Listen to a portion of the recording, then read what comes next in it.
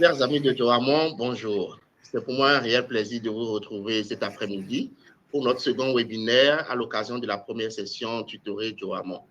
Pour ceux qui ne me connaissent pas, je suis Jean-Paul Lausson, je suis docteur en études patrimoniales et je suis l'animateur de la communauté Joamon. Alors, aujourd'hui, nous allons aborder une thématique assez intéressante, singulière. Singulière parce que la conservation et la préservation des collections africaines pose aujourd'hui d'énormes défis aux institutions muséales de notre continent. Entre les contraintes techniques, les politiques, les enjeux politiques et les questions éthiques, nos musées doivent quotidiennement se réinventer et développer de nouveaux modèles adaptés à leur réalité tout en répondant aux critères internationaux, aux standards internationaux de conservation. Alors, comment est-ce que ces institutions muséales concilient la préservation matérielle et la transmission des savoirs? Quelles technologies mobilisent-elles aujourd'hui pour documenter, valoriser les collections qu'elles ont, dont elles ont la garde? Comment, dans ce sillage, le numérique redéfinit les rapports et notamment la circulation des biens culturels conservés dans nos musées en Afrique? Quel partenariat enfin développer pour que nos institutions muséales puissent renforcer leurs compétences? Autant de questions auxquelles nos deux invités d'aujourd'hui vont répondre. Et pour moi, c'est un réel plaisir d'accueillir Daniel Abidjan, conservateur du patrimoine, doctorant à CYCG Paris Université et commissaire de l'exposition Patrimoine 2.0 au Bénin, qui a eu lieu en 2025. À côté de lui, j'accueille Myriam Chemier, qui est directrice du développement culturel au sein du programme Route des Chefferies au Cameroun. Merci à tous les deux d'avoir accepté notre invitation pour partager votre expérience, votre expertise sur cette question-là. Alors, pour nos chers participants qui sont en ligne, je vous rappelle que le chat est disponible. N'hésitez pas à poser vos questions. J'en prendrai quelques-unes tout à l'heure pour les poser en direct à nos invités. Et à nos chers invités, si jamais les dieux de la technique essaient de nous fausser un peu compagnie, n'hésitez pas à muter votre caméra pour pouvoir permettre que la bande passante puisse vous accompagner tout au long de cette séance. Alors, mes chers invités, pour entrer tout de suite dans le vif du sujet, ma première question va s'adresser à Daniel. Quelles sont aujourd'hui, en tant que conservateur du patrimoine, quelles sont les compétences techniques qui sont essentielles à un conservateur? Vous savez que c'est l'humain qui est au cœur de tout développement, qu'il soit sociétal ou institutionnel. Alors, pour un conservateur aujourd'hui, quelles sont les compétences qu'un conservateur africain doit avoir?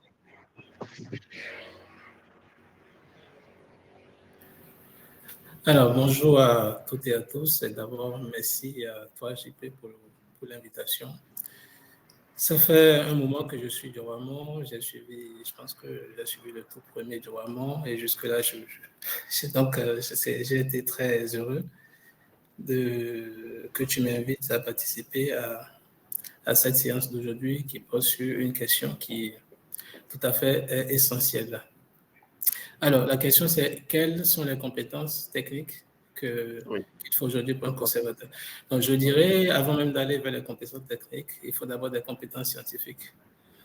Parce que ce qu'on demande à un conservateur, la première chose qu'on lui demande, c'est d'abord la connaissance des collections dont il a la charge. Et donc, avant même de prétendre devenir conservateur du patrimoine ou tout le reste, il faut d'abord avoir un domaine de spécialité, d'avoir avoir des compétences scientifiques dans un domaine donné. Et aussi avoir cette capacité à étendre ses compétences parce qu'on a un peu de tout dans les collections. Et donc, si tu es spécialiste, par exemple, des objets, disons, du bas Bénin, du Faubourg d'Abomey, par exemple, dans tes collections, tu peux retrouver des objets du Cameroun, du Niger, tout ça. Donc, tu dois être apte à développer tes compétences scientifiques pour pouvoir connaître au mieux les collections dont tu as la charge. Mais au-delà des connaissances scientifiques, il y a, comme tu le disais, des connaissances techniques qu'il faut aussi développer. Et ça s'apprend. Ça s'apprend dans les différentes écoles que nous avons, que ce soit ici en France ou que ce soit au Bénin avec l'École du patrimoine africain ou l'INMAC. Donc, il y a un certain nombre de compétences qu'on nous apprend à développer, un certain nombre de compétences techniques qu'on nous apprend à développer, et parfois au contact aussi avec les restaurateurs et les restauratrices qui ont un œil beaucoup plus averti sur la matérialité des objets. Donc, voilà.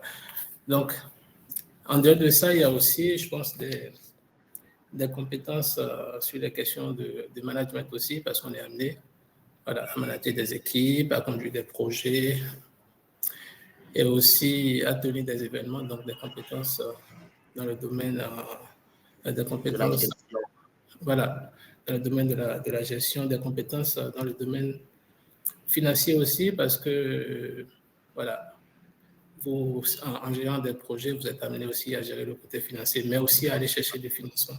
Donc, on doit être apte à la fois travailler scientifiquement sur les collections, être apte aussi à intervenir sur la matérialité des objets, même si on n'a pas l'œil plus averti que les restaurateurs et les restauratrices. Mais cela veut dire que vous devez développer une capacité à travailler avec les autres, à travailler en équipe. En équipe. Et voilà. Et j'espère que j'ai fait un peu le tour. Et aussi être au fait de tous les sujets d'actualité dans le domaine. Aujourd'hui, on parle beaucoup de la restitution, du retour des biens, des questions de patrimoine. Donc, on nous demande d'être aussi au fait de tous ces sujets, de voir quelles sont les évolutions dans le domaine de la muséologie et tout le reste. Donc, c'est... Autrement dit, un conservateur aujourd'hui, c'est un véritable couteau suisse, si on peut le dire ainsi. Oui, je vais le dire. C'est un peu ça. Donc, tout à l'heure,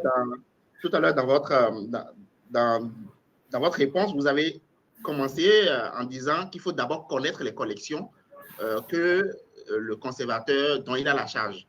Alors, oui. mesdames, vous qui êtes directrice du développement culturel à la route des chefferies au Cameroun, comment est-ce que cette question de la conservation, vous la vivez au quotidien? Oui, Jean-Paul, déjà merci pour l'invitation. Donc, c'est un honneur pour moi de prendre la parole. Excusez pour la caméra coupée, on a de sérieux soucis de connexion au Cameroun pour le moment, donc j'essaie d'optimiser la bande passante. Pour ne pas revenir sur ce que Daniel a dit, sur les compétences scientifiques, sur les compétences techniques qu'il a déjà mentionnées, je voudrais dire que le conservateur en contexte africain doit être un professionnel polyvalent. Il doit être capable de maîtriser à la fois les techniques et les réalités culturelles, parce que ça, c'est très important. C'est très important. Donc, le conservatoire doit pouvoir comprendre son musée, c'est-à-dire, parlons de la conservation préventive, comprendre l'humidité, les insectes, les matériaux surtout, les différents types de matériaux, et aussi ne pas négliger les solutions locales de protection des objets. Ça, c'est très important parce que généralement, dans la plupart des musées au Cameroun, nous n'avons pas de laboratoire de conservation, nous n'avons pas de réserve adaptée. Donc, du coup, le conservateur doit pouvoir s'adapter aux réalités, non seulement de son institution, mais aux réalités culturelles. Pour ce qui est de la compréhension des systèmes culturels et traditionnels, il doit pouvoir travailler avec des personnes ressources. Dans notre cas, nous travaillons très souvent avec les détenteurs des objets, les chefs traditionnels, les détenteurs de savoir, les notables. Et il y a, comme dans la plupart des traditions africaines, il y a l'aspect sacré, vraiment, de certains objets qu'il faudrait tenir compte. Et comme je le disais, vraiment, le conservatoire doit pouvoir s'adapter aux réalités culturelles, c'est-à-dire dans nos musées, dans les musées de la route des chefferies, les objets sont vivants. Les objets qui sont exposés dans nos musées sont encore utilisés en contexte rituel. Donc, quand l'objet va pour une pratique culturelle, il revient avec des traces d'huile de palme, des traces de sel, des traces de vin de raffia. Et le conservateur doit pouvoir faire avec. Il doit pouvoir manager, il doit pouvoir trouver des solutions pour stabiliser l'objet, Voilà, donc voilà ce que je pourrais ajouter à ce que Daniel a dit. Alors, vous venez de parler, de donner un exemple, le cas de la route des chefferies. Alors, est-ce que dans votre pratique au quotidien, Myriam, vous êtes déjà arrivé des situations où un objet a été, un objet conservé dans les cases patrimoniales a été utilisé lors d'une manifestation culturelle et qui est revenu et vous avez peut-être estimé que cet objet-là a connu un état de dégradation avancée. Comment est-ce que dans votre pratique, vous avez déjà été confronté à ce genre de cas? Oui, on a déjà été confronté à ce genre de situation. Il y a certains objets qui reviennent même cassés. Ben, qu'est-ce que vous faites dans Vous ce voyez, cas-là? il y a puisque, en fait, quand je disais que le conservateur doit tenir compte des réalités culturelles, Oui. dans la plupart des traditions, je vais parler, désolée de prendre l'exemple de ce que nous faisons au quotidien. Les objets sont considérés au Cameroun et plus précisément dans la région de l'Ouest comme des êtres vivants. Donc, ils naissent, ils vivent, ils sont appelés à mourir. À mourir.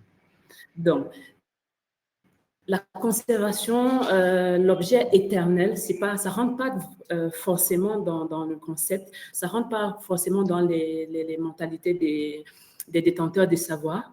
Il y a même certains rituels au cours desquels les objets sont enterrés. Vous comprenez? Et du moment où l'objet, par exemple… De ces objets-là. Justement, c'est le caractère vivant de ces objets. Et quand les objets reviennent avec des traces d'huile de palme, des traces de sel, l'objectif, ce n'est pas forcément d'enlever toutes ces traces sur l'objet, parce que c'est ça qui montre aussi que l'objet a vécu, c'est ça qui montre aussi que l'objet a une histoire à raconter.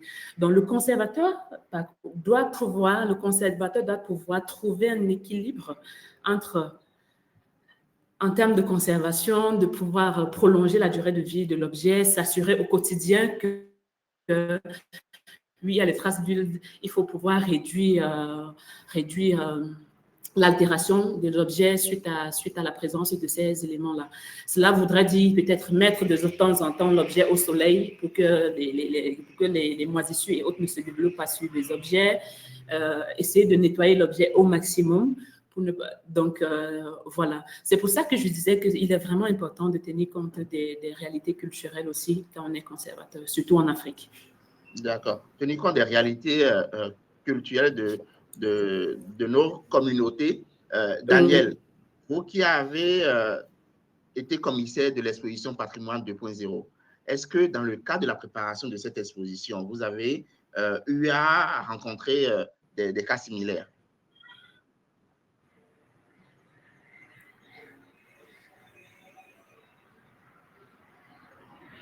Daniel, est-ce que vous êtes avec nous? Je crois que la connexion de Daniel joue un peu. Myriam, je reviens à vous. Le programme Route des chefferies qui est développé dans la région de l'Ouest au Cameroun, comment cela se présente en réalité? Pour ceux qui ne le connaissent pas, comment est-ce que vous fonctionnez? Oui, la route des chefferies, c'est désormais un programme national qui a débuté ses activités dans la région de l'Ouest du Cameroun. Donc, au départ, un programme, ensuite une association et aussi aujourd'hui une ONG depuis juillet dernier. La route des chefferies est aujourd'hui un programme national et compte en son sein un réseau de près de 25 musées répartis sur l'étendue du territoire camerounais. Donc, les activités de la route des chefferies ne se limitent pas à la région de l'Ouest ou bien dans l'aire culturelle Grassfield, mais les activités s'étendent, les projets s'étendent dans d'autres aires culturelles du Cameroun, chez les Soudano-Sahéliens, chez les peuples de la forêt, chez les peuples de l'eau. Donc, comment la route des chefferies est née? Je comprends, Myriam, qu'en réalité, vous avez développé un concept de case patrimoniale. Oui. C'est quoi ce concept-là? Parce que dans la plupart de nos pays africains, on entend parler de musées, de conservation des objets dans les communautés locales, mais la case patrimoniale, pourquoi ce concept-là? Oui, case patrimoniale parce qu'avant la route des chefferies, dans presque toutes les chefferies à l'ouest, il existait des cases où on stockait les objets qui étaient utilisés en contexte rituel. D'accord. Et case patrimoniale pour ne pas, comment je vais dire ça, pour ne pas éloigner, pour ne pas venir avec un concept qui est à peu près étranger pour les communautés, de dire musée. Voilà, musée qui doit, quand on parle de musée, ça doit respecter un certain nombre de déontologies et autres. Donc, de dire case patrimoniale, ça, les populations, les communautés se reconnaissent dans l'appellation case. Et avec ce côté vivant des collections, les musées ne pouvaient être logés ailleurs qu'au sein des chefferies traditionnelles, puisque, comme je l'ai dit tantôt, ce sont des objets vivants qui sont encore utilisés en contexte rituel. Donc, quoi de plus normal que de créer ces cases patrimoniales, ces musées communautaires au sein des chefferies traditionnelles. Donc, voilà. Donc, en termes d'organisation, qui est le responsable de cette case patrimoniale? Est-ce que c'est le programme Route des chefferies qui nomme un responsable? Il vient de la communauté. Comment c'est organisé? Qui prend les décisions? Bon. Aujourd'hui, les cases patrimoniales sont la propriété des chefferies. La route des chefferies est partenaire technique, partenaire scientifique dans la mise en œuvre de ces musées au sein des chefferies. En termes, qui prend les décisions? La gestion des cases patrimoniales est tripartite. La case patrimoniale est gérée entre les chefferies, la route des chefferies et les CTD. Qui sont? Oui. Les communes, en fait, les communes qui ont désormais la compétence, territoriale. Territoriale. Donc, c'est la gestion tripartite. Et il y a tout un organe qui est mis en place avec un conseil d'administration et tout pour les cases patrimoniales. Et dans certains cas aussi, il y a les comités de développement qui ont une part importante à jouer dans le développement des cases, dans la gestion des cases patrimoniales. Dans ce cas, quel est le rôle que joue la chefferie, en fait? Oui. Dans ce le rôle que joue la chefferie, les objets appartiennent aux chefferies. D'accord. Les chefs traditionnels sont les premiers promoteurs de leur case patrimoniale. Pour la mise en œuvre des cases patrimoniales, ce sont les communautés qui portent le projet. Quand la route des chefferies avait commencé ses missions dans les chefferies, la route des chefferies allait vers les communautés pour leur proposer des projets de développement et de valorisation de leur patrimoine. Aujourd'hui, ce sont les communautés portées par leurs chefs, représentées par leurs chefs traditionnels qui viennent vers la route des chefferies pour qu'ils les accompagnent dans leur processus de développement culturel et touristique. Pour vous dire combien ce sont des projets portés par les communautés et pas forcément par la route des chefferies. D'accord. Je crois que Daniel nous a rejoint. Je demandais tout à l'heure, est-ce que dans le cadre de l'exposition Patrimoine 2.0 que vous avez réalisée au Bénin en 2025, mon cher ami Daniel, est-ce que vous avez eu des situations où, dans la préparation même de cette exposition, vous êtes tombé sur des objets rituels qui avaient été déjà utilisés? Et avant même de répondre à cette question, d'où est-ce que vous êtes venu l'idée d'organiser une exposition Patrimoine 2.0? Bon, d'abord, avant de venir à l'expo, je voulais introduire une nuance quand même, parce qu'on n'a pas de conservation, de conservateur, de restaurateur. Et donc, j'aimerais quand même qu'on fasse la nuance, parce que quand on est dans le contexte francophone, on parle le thème conservateur et le thème conservateur-restaurateur désignent deux réalités qui sont complètement différentes. Donc, les conservateurs, restaurateurs ou les conservatrices, restauratrices, c'est ceux qu'on appelle tout court les restaurateurs ou les restauratrices, qui ont un métier qui, comme je le disais, qui sont beaucoup plus avertis sur la matérialité de l'objet et donc qui sont donc amenés parfois à intervenir directement sur les objets ou de façon indirecte sur les objets. Et donc, le travail, comme je le disais, le travail du conservateur, son premier travail, c'est d'abord de connaître les collections dont il a la charge et gérer ces collections-là au mieux, avec toutes les compétences, tous les bagages techniques qu'il a. Et donc, voilà. Donc, le thème, dans le monde anglo-saxon, je pense que le thème qui est utilisé pour désigner les conservateurs, c'est le thème curator. Et donc, le thème conservateur dans le monde anglophone ne désigne pas la même réalité que dans le monde francophone. Et aussi, dans le monde francophone, on utilise le thème commissaire d'exposition ou curateur. Curateur qui ne veut pas forcément dire conservateur. Ouais. Donc, il y a quand même des nuances quand même assez techniques qu'il faut... Voilà. Donc, cela étant, pour venir à l'exposition. À l'exposition Patrimoine 2.0, en fait, c'est une commande de l'ambassade. L'ambassade avait financé un certain nombre de projets. L'ambassade de France, Bénin, a financé un certain nombre de projets, au total 24 projets, courant 2022, 2023, 2024, pardon. Et donc, ils avaient financé un certain nombre de projets, à la fois dans le domaine du patrimoine et aussi dans le domaine du numérique. En fait, c'était du numérique appliqué au patrimoine. Patrimoine, d'accord. Voilà, donc il y avait au total 24 projets, plus d'autres projets qui avaient été financés beaucoup plus tôt en 2021. Je pense par exemple à un projet que l'ambassade a financé au niveau de l'Université de la Calavi avec l'INMAC. Et donc, il y a eu tous ces projets. Et donc, la commande était de réfléchir à comment est-ce qu'on montre tout ça au public béninois. Comment est-ce qu'on fait montrer tous les projets qui ont été financés. Mis en œuvre, financés par l'ambassade, d'accord. Et aussi, qui sont les acteurs et que font ces acteurs-là dans le domaine du patrimoine. Donc, c'était ça l'enjeu. Donc, la première chose, c'était déjà de réfléchir au concept de l'exposition. Et ensuite, discuter et aussi décider d'un lieu où est-ce que l'exposition pourrait se faire. Mais l'idée qu'il y avait aussi derrière, c'est d'accompagner aussi, de former des étudiants dans le domaine du commissariat d'exposition. Et donc, j'ai eu la chance de travailler avec 3 étudiants de l'INMAC,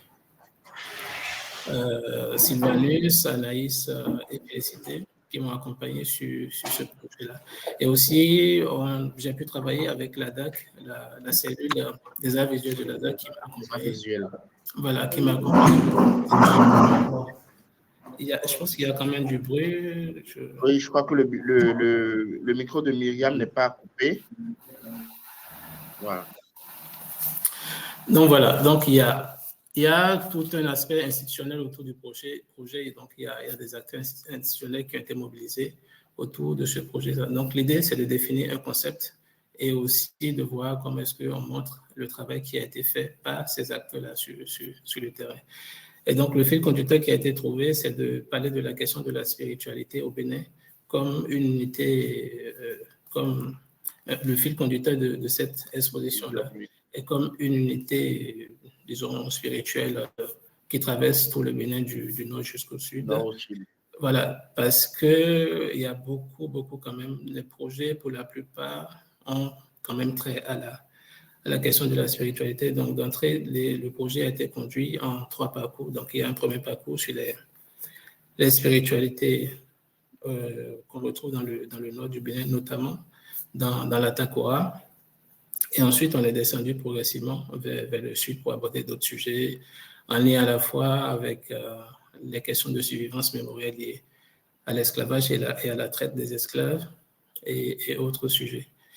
Donc, voilà un peu pour le contexte de cette exposition-là. Et dans les œuvres qui ont été présentées, est-ce qu'il y a eu des œuvres qui, au-delà de l'aspect matériel, au-delà de l'aspect spirituel, sur la thématique de la spiritualité, abordent aussi la question du vivant? Oui, il y a des œuvres qui abordent la question du vivant. Au fait, dans le projet, il y a un projet qui a été mené par Eco Bénin dans la Takora, donc en pays Otamari. Et donc, il y avait des objets quand même qui servaient encore parce que moi, j'ai travaillé sur la base d'un catalogue de tout ce qu'ils ont fait et on m'a envoyé tous les éléments. Donc, rencontrer, donc ça fait aussi partie du travail du conservateur, voir quels sont, voilà, ou du commissaire d'exposition dans le cas d'espèces, si on veut dire, voir quelles sont la palette d'objets ou ce qu'on peut faire avec ce qu'on a, ou comment est-ce qu'on réfléchit pour conduire l'exposition. Et donc, j'ai dû rencontrer tous les acteurs de ce projet-là et discuter avec eux et voir qu'est-ce qu'ils ont fait, comprendre pour les projets qui ont été menés et aussi comprendre quel est le résultat et les retombées de chaque projet. Donc, avec EcoBénin, c'était un travail sur le Difouani au nord du Bénin, donc qui est donc un rite d'initiation de passage de l'âge de l'enfance à l'âge adulte. Donc, il y a un aspect immatériel très fort, mais aussi un aspect matériel qui accompagne cet objet. Donc, il y a des objets associés à cet aspect immatériel. Et donc, moi, j'ai demandé à la fois, parce qu'ils ont mis à ma disposition des photographies, j'ai demandé des photographies de cette cérémonie qu'ils ont pris. J'ai également demandé les vidéos. Mais il y avait également aussi des objets qui étaient très intéressants, qu'il fallait montrer aussi, parce que malheureusement, ceux qui sont au sud connaissent quand même très mal le nord. On connaît pas très, oui. on connaît pas du tout. Même moi, j'ai beaucoup appris, j'ai été vraiment très surpris. Et donc, en parlant d'apprendre, j'ai dû travailler donc avec les gens de cette ONG et aussi des personnes en ressources qui s'y connaissent beaucoup mieux que moi dans l'histoire de la Takora, dans la matérialité de ces objets-là qui m'ont accompagné. Et donc, on a fait la demande auprès de l'ONG. Et donc, eux, ils ont fait les démarches au préalable, auprès des communautés, pour voir les autorisations, qu'est-ce qu'il faut faire avant de les exposer, quelles sont les conditions dans lesquelles il faut les exposer. Et donc, c'est en travaillant avec eux qu'on a pu trouver des solutions adaptées à leur logique. Et c'est vraiment eux qui nous ont dit, voici comment il faut faire, voici comment il faut faire. Voilà, donc moi, mon travail, ce n'est pas d'imposer. Mon travail, c'est de définir une ligne pour l'expo et après, travailler avec les communautés ou ceux-là qui sont en contact de ces communautés pour voir au mieux comment est-ce qu'on présente les objets à un public qui, lui, n'est pas du tout averti. Voilà. Donc, il y a aussi tout un travail de médiation après qu'il faut faire pour expliquer quelle est la portée des objets au public qui arrive. Donc, voilà. Qui arrive pour regarder cette exposition-là. Alors, je vois que dans le chat, il y a quelques questions. Je vais les prendre et vous les poser. Il y a Kumba Pauline Sen, qui nous vient du Sénégal, je crois, de l'Université Gaston Berger, qui demande comment est-ce que les Africains, si on ne pourrait pas changer la notion, le contexte de musée en Afrique pour les rendre plus accessibles et si possible, est-ce que vous avez des exemples de conservation qui sont assez simples, des modèles de conservation des collections qui sont simples à gérer pour nos institutions? Je vais d'abord adresser cette question à Myriam, qui elle est véritablement dans le contexte avec le programme Rodéchefferie. Myriam, la notion de musée même, je crois que le programme Rodéchefferie nous montre un exemple palpable de contexte. Justement, Jean-Paul, comme je l'ai dit tantôt, la route de chefferie a contextualisé la notion de musée pour éviter de sortir les objets de leur contexte, pour ne pas priver les communautés de leurs objets. C'est pour ça qu'on a créé le concept de cases patrimoniales qui en réalité sont des musées communautaires. Et lesquelles cases patrimoniales sont logées au sein des chefferies traditionnelles pour que les objets puissent continuer à servir, pour que l'objet puisse continuer à être au service des communautés. Les objets, dans la plupart des pays africains, sont des objets vivants qui sont utilisés pour des parades et autres. Donc, c'est un exemple palpable de dire que de contextualisation de musées adaptés aux réalités africaines. Voilà. Je vais continuer dans la même veine en vous posant la question par rapport à la documentation des collections que vous avez dans les cases patrimoniales. est-ce que vous avez mis en place, quel est le système d'inventaire que vous avez mis en place? Bon, la documentation de nos collections repose sur un système d'inventaire structuré autour de fiches normalisées, inspirées des standards internationaux, mais qui sont adaptées au contexte des chefferies de l'Ouest. Chaque objet, par exemple, est enregistré avec un numéro unique, une description matérielle précise avec des dimensions, l'état de conservation, ainsi que la fonction rituelle et sociale de l'objet. D'accord. Vous comprenez? Je suppose que dans cet inventaire, il y a aussi comment l'objet est appelé en langue locale. Oui, forcément. Forcément, dans la dénomination, on donne le nom en français et son appellation en langue locale. Et on essaie tant bien que mal de l'écrire si la communauté si la langue est écrite. On essaie d'écrire aussi le nom de l'objet en langue locale. D'accord. Voilà. Et aujourd'hui, au-delà de ces règles internationales, est-ce que vous, en interne, vous avez mis en place de petits éléments qui vous permettent, dès que vous voyez cet objet, par exemple, de savoir que il vient avant même que la communauté ne vous explique quelle est sa fonction? Est-ce que vous avez un système pour attribuer cet objet à telle ou telle communauté?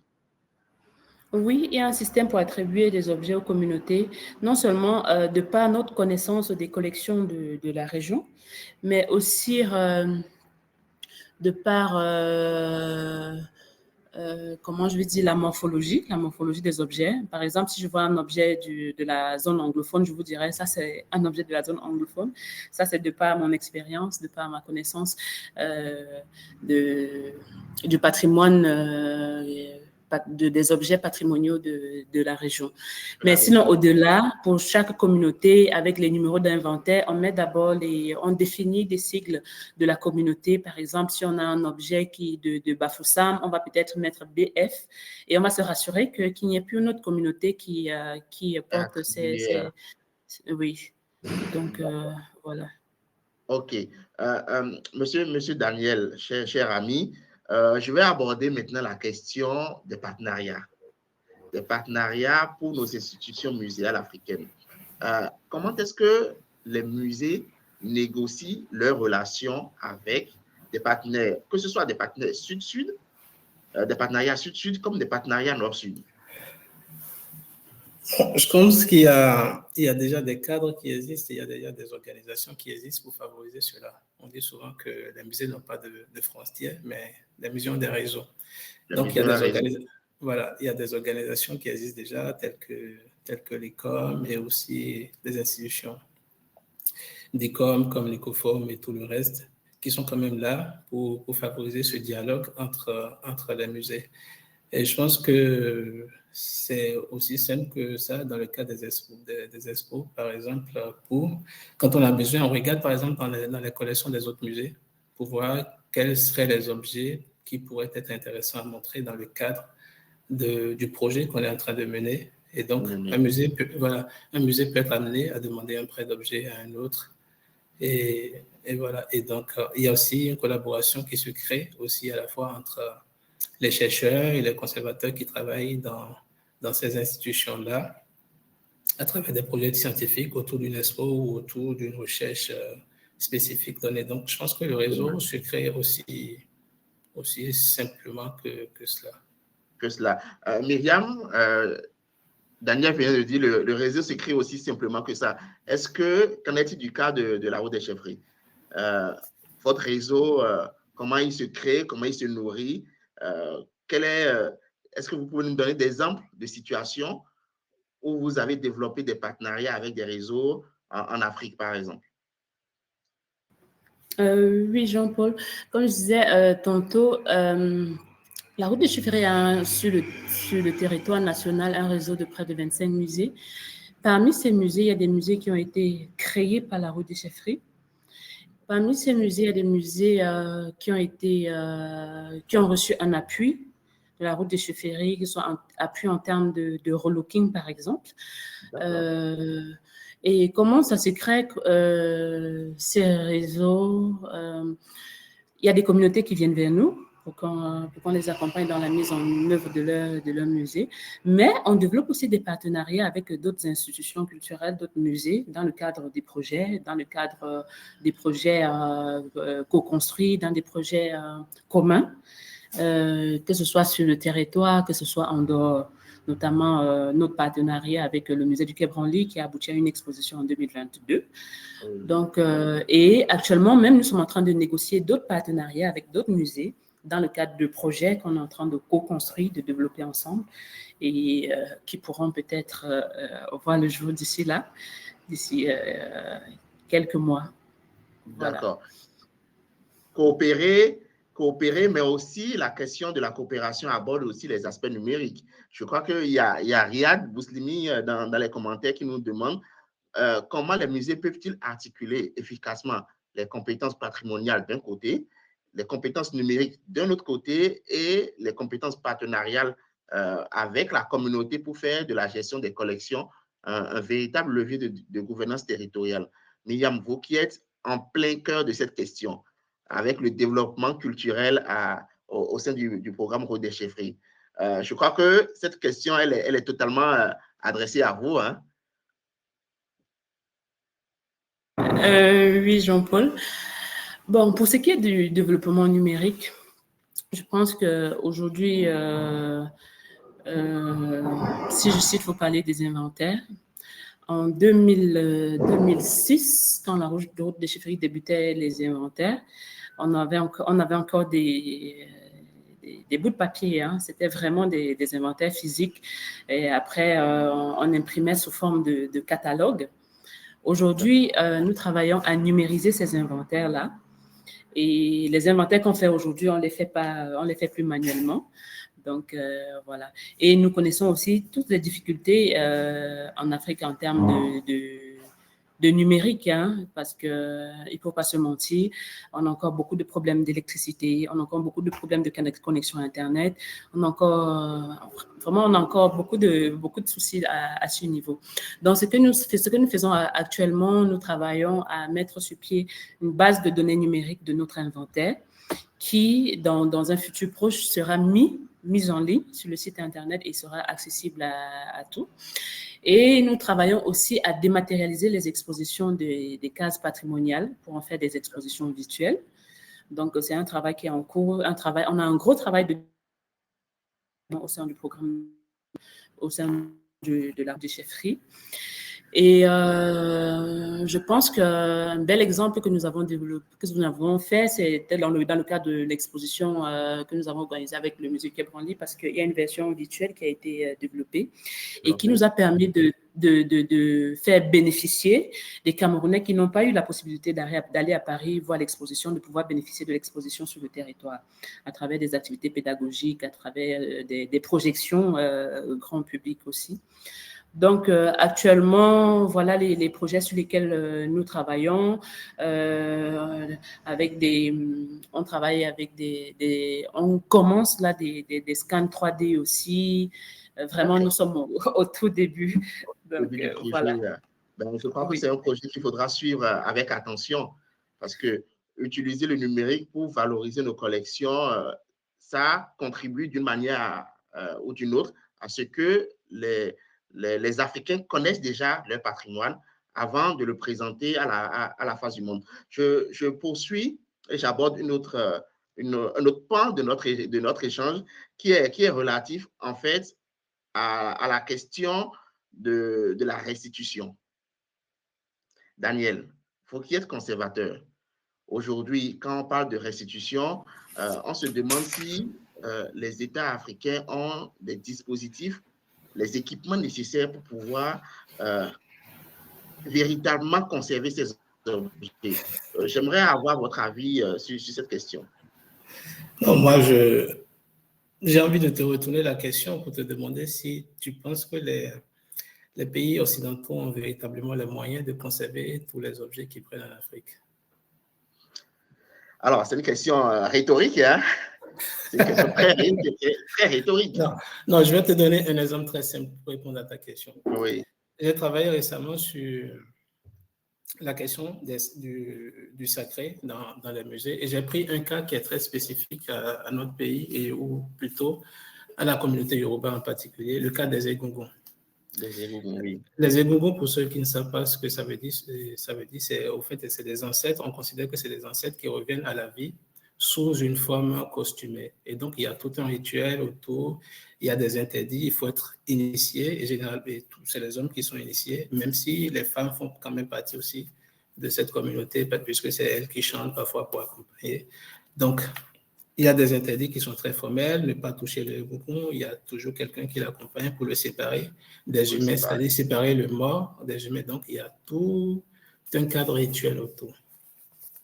Mais il se fait que je ne vais pas dire le mot objet, je vais plutôt dire Egungun simplement pour essayer de capter l'esprit. Que ça reste dans, voilà. Dans son enveloppe. Voilà, il se fait que ces Egungun se retrouvent dans des musées, dans plusieurs institutions. Et donc, il y a eu beaucoup de polémiques autour de cette question. Déjà en 2018, il y a le Dominique Zippé qui a fait une performance. Non, c'était même pas sa performance. C'est le Prince Tofa, l'artiste Prince Tofa, qui a fait une performance à Saint-Germain-des-Prés et il était accompagné de Dominique Zippé qui jouait le rôle de Mario. Et donc, il y a des images qui sont revenues au pays à travers les réseaux sociaux et il y a eu toute une polémique autour où on a accusé l'artiste Dominique Zippé de désacraliser le culte. Il y a aussi eu la photo qui a été publiée par le musée Château-Vaudon de Strasbourg, qui a aussi fait polémique, voilà, dans lequel on voyait au fait le personnel féminin du musée toucher les objets. Or, c'est clair dans la culture de cet objet-là que les femmes n'ont pas le droit de toucher le costume. Même les humains n'ont pas le droit de toucher ce costume, puisque c'est un mort qui revient à la vie sous une autre forme. Et donc, c'était vu comme une forme de désacralisation. Il y a également d'autres polémiques, même au Bénin. Il y a eu la galerie Bonasoblo qui a fait une expo dans laquelle on retrouvait un costume des Gungun dans l'exposition. Et l'expo a dû fermer le même jour du vernissage parce que il y a quelqu'un qui était au vernissage qui a fait une vidéo qu'il a balancée sur les réseaux. Et donc, la polémique est allée très, très vite au point où des familles dépositaires de ce culte-là étaient venues pour fermer l'expo. Et donc, dans la nuit, il y a eu des rituels et tout ce qu'il faut pour pouvoir. Et même récemment, il y a également eu beaucoup d'expos, il y a eu beaucoup de polémiques. Donc, on retrouve ces objets qui sont donc liés à des initiations où il n'y a que ceux qui sont initiés qui ont accès à ces objets, qui ont le droit de les toucher. Et donc, on retrouve ces objets dans les musées. Est-ce que ceux qui ont la charge de ces objets dans les musées dans lesquels on les retrouve en Occident, est-ce qu'ils sont initiés? Pas forcément. Est-ce que les réserves de ces musées-là sont, disons, compatibles à ces objets? Est-ce que tous les rituels, et est-ce qu'il y a tout le respect qu'il faut autour de ces objets? Donc, c'est pour ça que je te retourne la question, si tu penses que les musées occidentaux sont, aux normes pour véritablement conserver.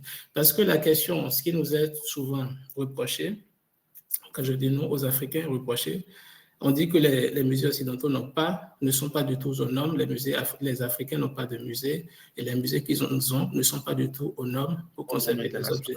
Mais on peut aussi retourner la question, est-ce que les musées occidentaux sont aux normes pour conserver les objets africains? Donc, c'est ça la question. Et qu'est-ce qu'on appelle norme, au fait? Qu'est-ce qu'on appelle norme? Quelle est la norme qui fixe? C'est ça, la question est très simple.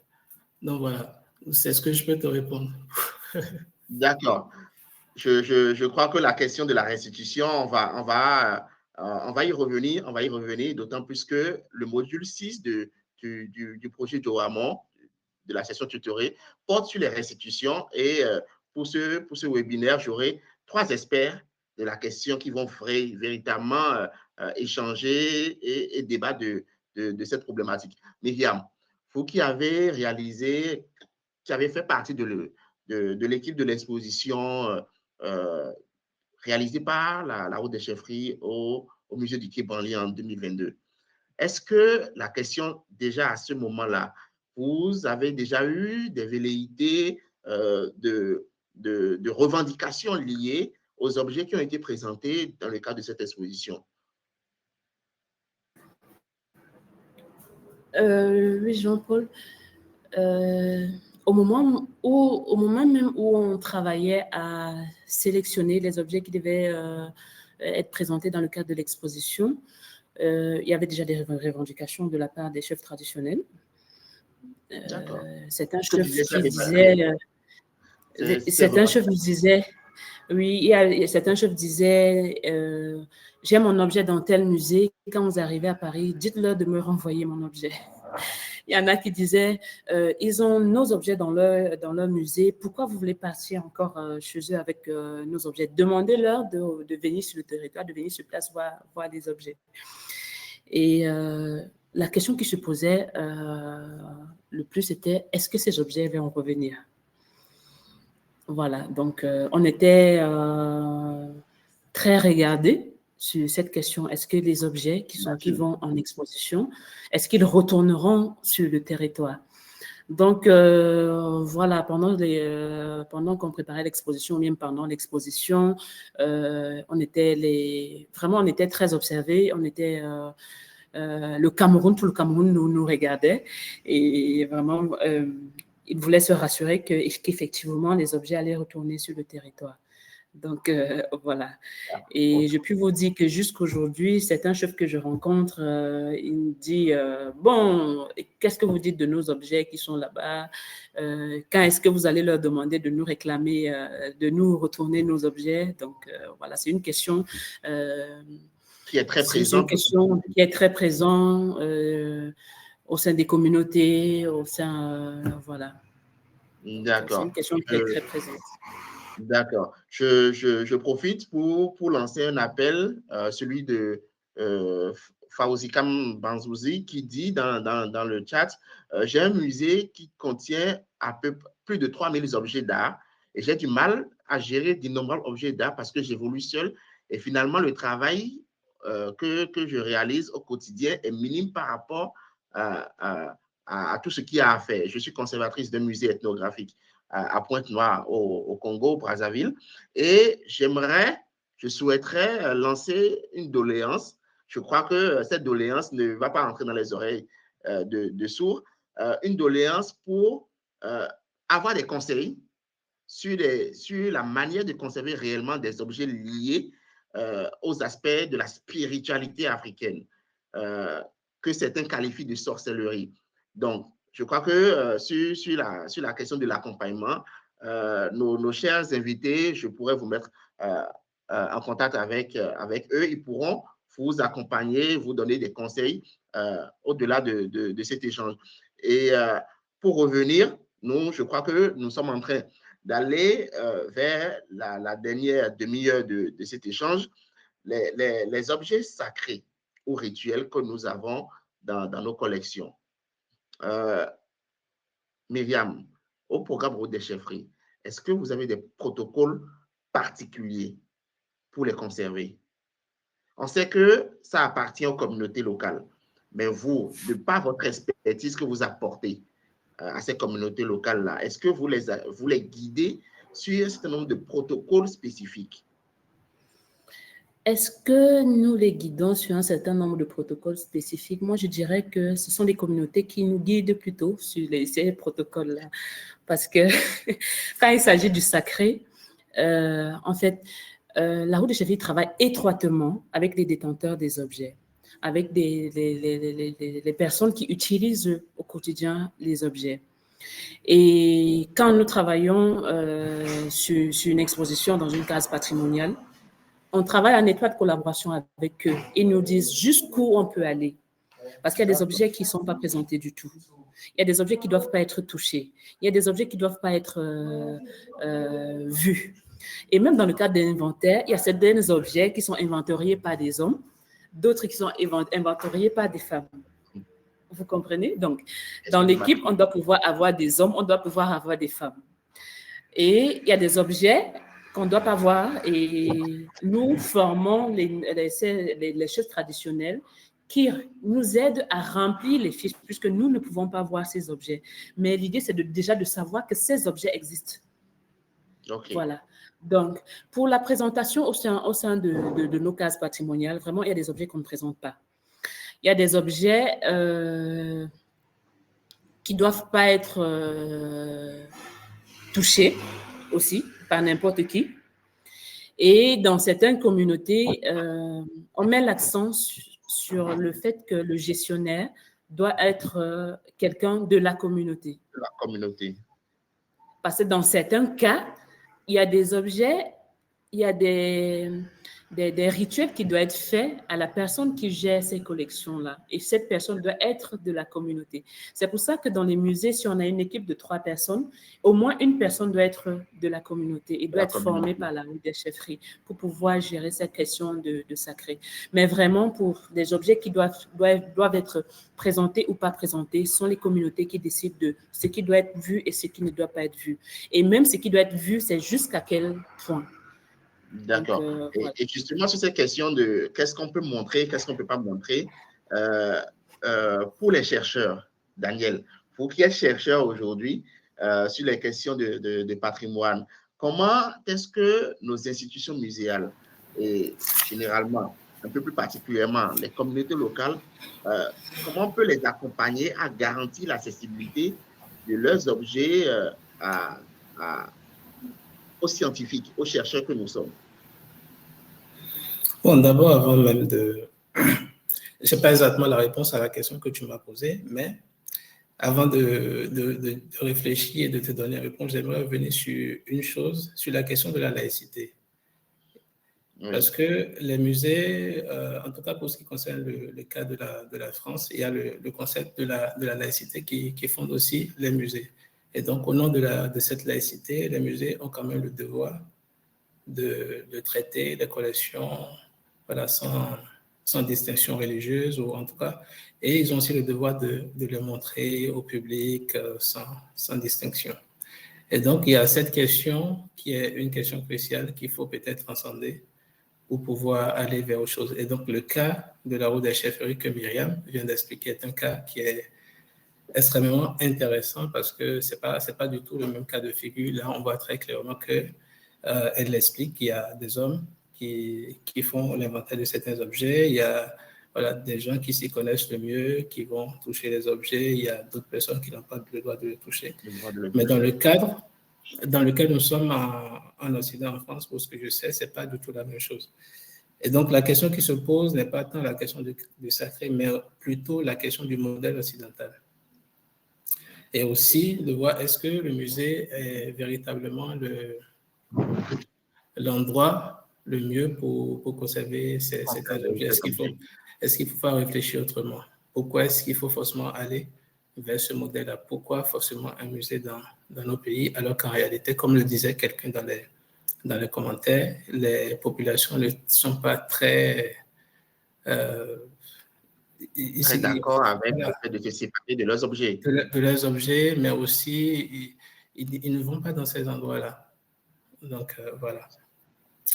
Vous verrez très bien que quand on organise un événement populaire, je reviens encore sur le cas des Egungun, mais aussi le Guélédé, en tout cas, tout ce qui est manifestation artistique, culturelle, populaire, il y a toujours du monde.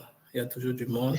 Alors que quand c'est les expos, ça ne marche pas toujours très bien. C'est souvent regardé par une certaine élite qui est habituée à ce genre d'équipement.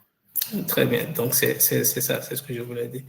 Donc, sur la question de l'accessibilité, qu'est-ce qu'il faut faire pour montrer les objets aux détenteurs? Je pense que la route des chefferies le fait déjà, et c'est ce que Myriam a très bien expliqué. Confier la gestion de certains objets qui ont une certaine spécificité à ceux qui s'y connaissent le mieux. Et ceux-là, en fonction des connaissances, de leur connaissance de l'objet, pourront décider de leur gestion, de comment est-ce qu'ils le montrent aux scientifiques. Est-ce que les scientifiques ont le droit? Est-ce que telle personne a le droit de voir tel ou tel objet? Parce que tout n'est pas montrable. Et si vous n'avez pas le droit de le voir, c'est que vous n'avez pas le droit de le voir. Il faut pas forcer. Donc voilà, je pense que la question, Myriam a déjà répondu à la question que tu me poses. Et donc, le cas de la route des chefferies est quand même très intéressant à observer. À observer. D'accord. Par rapport à la question de la formation des Oui. professionnels. Vous êtes conservateur, vous avez été formé d'abord au Bénin, puis après, vous avez estimé qu'il était important d'aller confronter vos notions à l'étranger. Puis vous êtes parti à l'Institut national du patrimoine, d'où vous êtes sorti conservateur. Quelles sont, au-delà de ces deux formations-là, quelles sont les autres formations que vous estimez être importantes pour un conservateur? Une formation de la vie, connaître sa culture. C'est ce que Marie-Myriam a commencé à dire quand elle a commencé son propos. Connaître sa culture, connaître d'abord l'environnement dans lequel on vit. Parce que si vous ne connaissez pas l'environnement dans lequel vous vivez, comment est-ce que voilà, la culture de cet environnement-là fonctionne, il vous sera quand même très, très difficile d'avoir les meilleures interprétations, le meilleur regard possible sur ces objets-là. Et aussi, je pense qu'il faut avoir une ouverture d'esprit, reconnaître qu'on ne sait pas certaines choses et demander à ceux qui le savent le mieux, être en contact avec les communautés qui s'y connaissent pour qu'ils vous disent comment est-ce qu'il faut faire. Donc, je pense que voilà, c'est juste une école de la vie qu'il faut faire, en plus des formations académiques que nous faisons. D'accord. Myriam?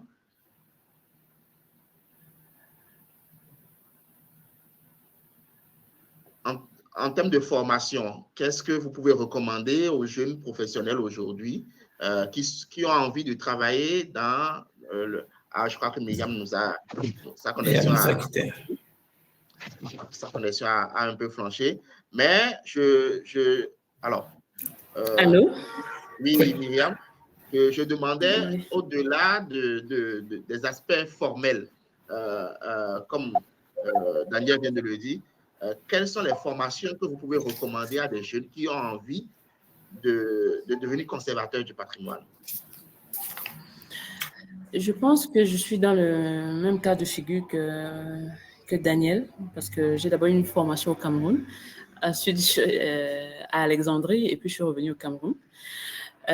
Ça permet d'enrichir la connaissance, de faire, je ne vais pas dire une comparaison, mais de pouvoir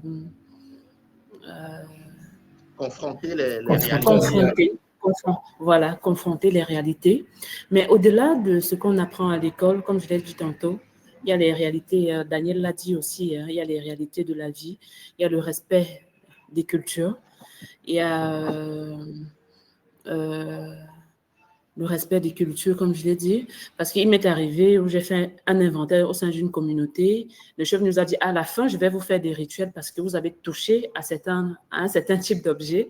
Donc là, j'ai respecté, il a fait son rituel et puis après, on est retourné.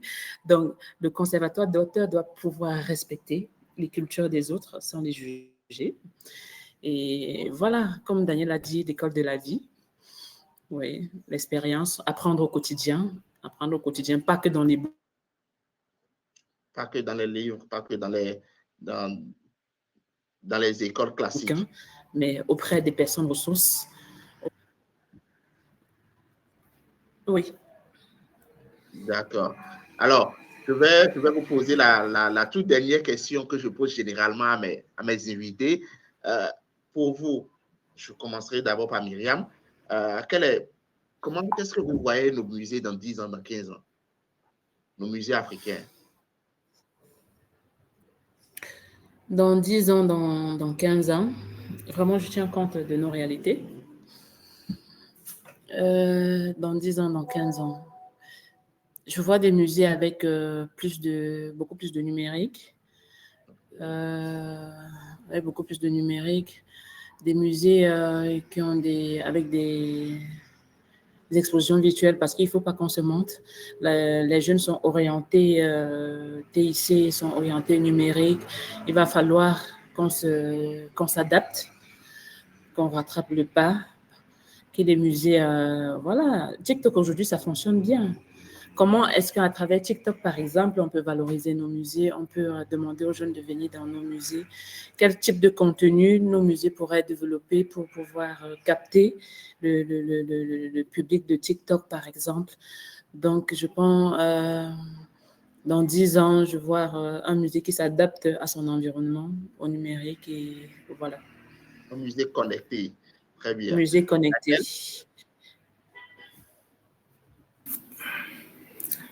Bon, moi, je vais être peut-être aussi utopiste que Myriam. Bon, comment est-ce que je vois le musée dans 10 ans? Moi, je vois un musée affranchi du modèle qu'on connaît aujourd'hui, du modèle occidental, avec les questions de retour à nos réalités propres, les questions de la langue, par exemple, qui sont des questions extrêmement importantes qu'il faut aborder. La question financière aussi, qui est une question qui est très importante à aborder. Parce que quand on parle de... Je ne sais pas si vous m'entendez très bien, parce que j'ai l'impression que ma voix est en train de partir. C'est parti. Bon, vous êtes encore avec nous. Voilà, parce que je disais tantôt, il y a la question financière aussi, qui est une question qui est très importante, parce que c'est le financier qui induit le modèle, parce que dans les cas que nous connaissons en Afrique, les musées sont parfois financés par des bailleurs étrangers qui imposent aussi leur vision, leur façon de faire, qui imposent l'expertise qu'ils ont. Et donc, finalement, la question du musée n'est qu'une petite question représentative de notre modèle sociétal et des relations que nous avons avec les autres. Et donc, il faudrait que les États, voilà, moi je vois quand même des États qui s'affranchissent complètement, pas que dans le domaine des musées, mais complètement sur le plan économique, sur le plan tout ce que vous voulez, qui s'affranchissent complètement, qui sont véritablement indépendants. Parce que c'est vraiment de là, c'est vraiment de cette indépendance à la fois économique, financière, tout ce que vous voulez, mais surtout mentale, psychologique et systémique, qu'on pourrait véritablement induire des modèles véritablement africains. Parce que celui qui vous donne de l'argent, il vous impose son modèle. Mais la difficulté après, quand on prend de l'argent des bailleurs pour construire un musée, c'est qu'on est difficilement en mesure de coopérer avec d'autres pays, d'autres institutions qui ne sont pas en phase avec notre bailleur initial. Donc, c'est vraiment une question très compliquée. Mais je pense que je vois dans 10 ans quand même des musées affranchis de tous ces modèles et des musées typiquement africains. Je pense qu'il faut se permettre d'inventer un modèle, se permettre le luxe de se tromper. Il y a le professeur Oumar Alpha Konaré qui disait qu'il faut tuer le modèle occidental. Et jusque-là, on n'a pas réussi à le faire. J'espère qu'on réussira un jour. Voilà. Merci à nos chers amis, à nos chers invités, Daniel et Myriam. Chers amis de Johamon, chers participants, vous l'aurez compris, nous sommes au thème de cet échange. Si je dois retenir en quelques mots, quelques symboles forts de cet échange qui vient d'avoir lieu, c'est que la conservation et la transmission des collections africaines, ce n'est pas seulement une question technique. C'est aussi bien des questions économiques, c'est des questions qui visent l'élaboration en bonne et due forme d'un véritable projet culturel au sein des communautés africaines. Je finirai en remerciant à nouveau Daniel et Myriam qui ont pris de leur temps pour partager leurs expériences avec nous. Je voudrais remercier aussi toute l'équipe en coulisses qui a préparé ce webinaire avec moi, Nilda, Stéphanie et Charles, et vous donner rendez-vous la semaine prochaine, jeudi prochain, pour le 3e webinaire sur la thématique patrimoine naturel africain entre conservation et valorisation économique. Comment est-ce que le patrimoine est source de développement économique de nos territoires.